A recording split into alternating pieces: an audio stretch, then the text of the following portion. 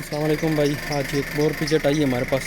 चलते हैं भाई के पास, पूछते हैं क्या मसला है। जी भाई, ये तो हमारे पास आई है पिजट। तो इसमें ये एसी कंप्रेसर की आवाज़ है, ठीक है। ये अभी हम एसी ऑन किया है, ठीक है ना। तो ये अभी साउंड आना शुरू हो जाएगा, आप इनको जब तक एसी कंप्रेसर को बंद नहीं करेंगे।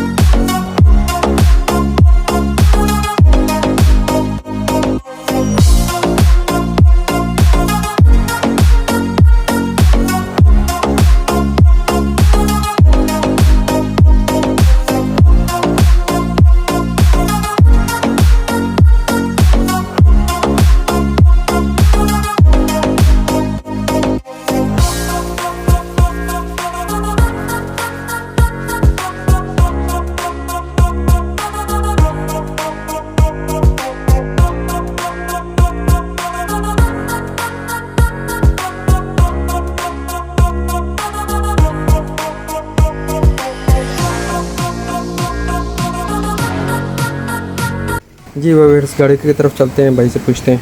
जी, तो ये इसमें एसी कंप्रेसर का फॉल्ट था, वो सॉल्व हो गया। तो और गाड़ी कस्टमर के हैंड ओवर करेंगे हम। Thank you.